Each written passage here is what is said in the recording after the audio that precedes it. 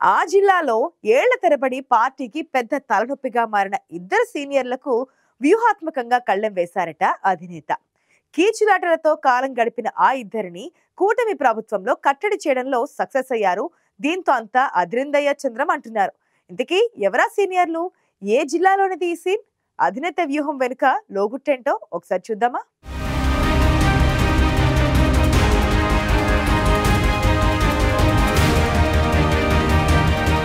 ఒకప్పుడు ఆ ఇద్దరి మధ్య ఎప్పుడూ కీచులాటలే.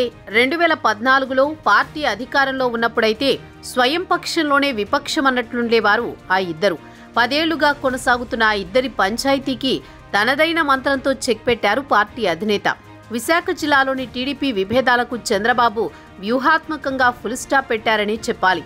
గతంలో చాలాసార్లు విశాఖ జిల్లా టీడీపీలో ఇద్దరు సీనియర్ల గొడవలు అధినేతకు తలనొప్పి తెచ్చిపెట్టాయి. ఇద్దరూ సీనియర్లే కావడంతో ఎవరికీ ఏమీ చెప్పలేని పరిస్థితి ఉండేది. కానీ కూటమి ప్రభుత్వం ఏర్పడ్డాక ఆ సీనియర్లు మరోసారి రచ్చ చేయకుండా ముందరి కాళ్లకు బంధం వేయగలిగారు చంద్రబాబు.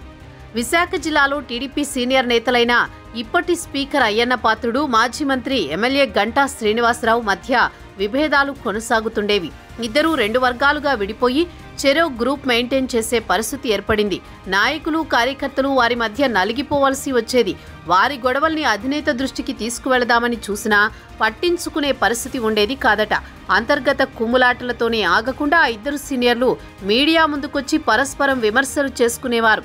అధిష్టానం జోక్యం చేసుకున్నప్పుడు కొన్నాళ్లు మౌనంగా ఉండి మళ్లీ మొదటికొచ్చేవారు. దీంతో విశాఖ ఉమ్మడి జిల్లాలో టీడీపీ 2 వర్గాలుగా చీలిపోయిందనే అపవాదు ఉండేది. అయ్యన్న పాత్రుడు బహిరంగంగానే గంటా శ్రీనివాసరావుపై అనేక విమర్శలు చేయడం అప్పట్లో సంచలనం సృష్టించింది.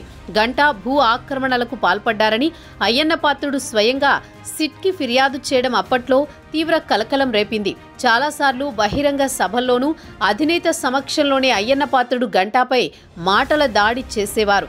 కానీ గంటా మాత్రం చిరునవ్వుతో వాటన్నింటినీ ఎదుర్కొన్నా చాప కింద నీరులా ఆయన కూడా అయ్యన్న పాత్రుడిపై చేయాల్సిందంతా చేసేవారని ఆరోపణలుండేవి. టీడీపీ అధికారంలో ఉన్న సమయంలో మంత్రులుగా ఇద్దరు జిల్లాని 2గా విభజించుకుని పాలించుకునే పరిస్థితి ఉండేది. ఓ దశలో వీరి విభేదాలతో విసిగిపోయిన చంద్రబాబు జిల్లాని సగం సగం విభజించి హద్దులు కూడా సూచించిన సందర్భాలున్నాయి.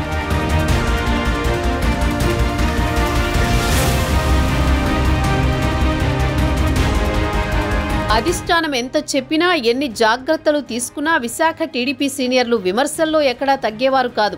ప్రతిపక్షంలో ఉన్నప్పుడు కూడా ఇద్దరి మధ్య మాటల తూటాలు పేలాయి.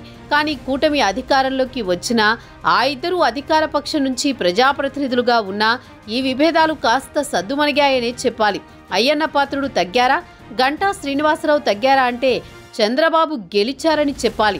2-3 నెలలుగా విశాఖ జిల్లా టీడీపీలో ఎలాంటి విభేదాలు, వివాదాలు లేకుండా సాఫీగా సాగిపోతోంది. దీనికి ప్రధాన కారణం చంద్రబాబు వ్యూహమే అంటున్నారు. ఎన్నికల సమయంలో కుమారుడు విజయ్కి ఎంపీ టికెట్ ఇవ్వాలని అధిష్టానాన్ని కోరుతూ వచ్చారు అయ్యన్న. చంద్రబాబు సమక్షంలోనే తన కుమారుడికి ఎంపీ టికెట్ ఇవ్వాలని, తాను ఇక పోటీ చేయదలుచుకోలేదని చెప్పుకొచ్చారు. కానీ అధినేత ఇవేమీ పట్టించుకోకుండా అయ్యన్న పాత్రుడికే నర్సీపట్నం నుంచి పోటీకి దించారు. ఇక 2019 ఎన్నికల్లో చావు తప్పి కన్ను లొట్టబోయినట్టు విశాఖ నార్త్ ఎమ్మెల్యేగా స్వల్ప మెజారిటీతో గెలిచారు గంటా శ్రీనివాసరావు. వైసీపీ అధికారంలోకి వచ్చినప్పటి నుంచి అధికార పార్టీలో చేరేందుకు ఆయన విశ్వ ప్రయత్నాలు చేశారని చెప్పాలి. టీడీపీ ఎమ్మెల్యేగా ఉన్నా 4 ఏళ్లు పార్టీతో అంటీ ముట్టనట్లే ఉన్నారాయన. అయితే వైసీపీలోకి ఎంట్రీ దొరక్కపోవడంతో చివర్లో గంటా రోడ్డెక్కి మళ్లీ టీడీపీ జెండా పట్టుకున్నారు. గంటాని చీపురుపల్లిలో బొత్సాపై పోటీ చేయించాలని అధిష్టానం భావించింది. భీమిలి టికెట్ కోసం గంటా గట్టిగా పట్టుబట్టినా మొదట అధిష్టానం ఒప్పుకోలేదు.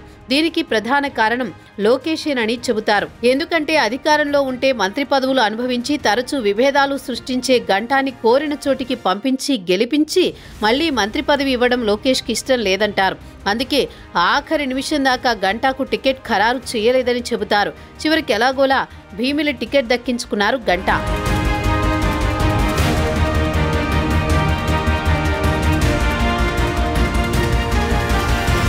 నర్సీపట్నం అయ్యన్న పాత్రుడు, భీమిలిలో గంటా శ్రీనివాసరావు ఇద్దరూ గెలిచారు.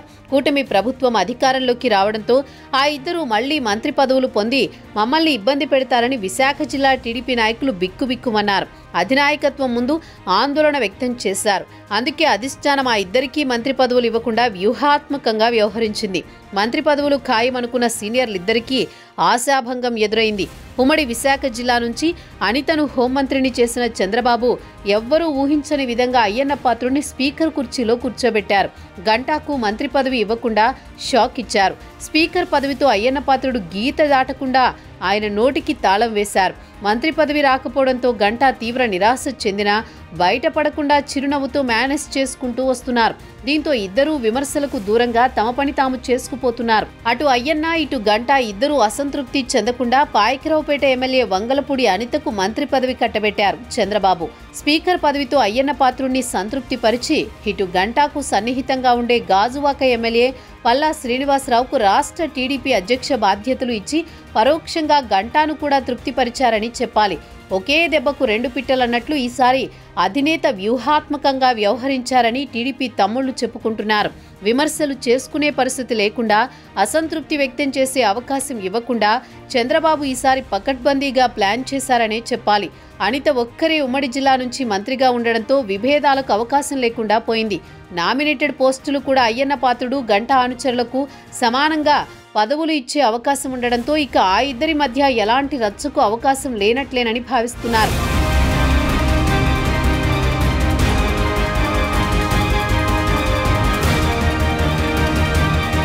ఇదే తనకు ఆఖరి ఎలక్షన్ అని ప్రకటించిన అయ్యన్న పాత్రుడికి స్పీకర్ పదవితో గౌరవించారు. అదేవిధంగా గంటా అసంతృప్తి చెందకుండా ఆయన వర్గానికి చెందిన పల్లాకు కీలకమైన రాష్ట్ర టీడీపీ అధ్యక్ష బాధ్యతలు అప్పగించారని అంటున్నారు.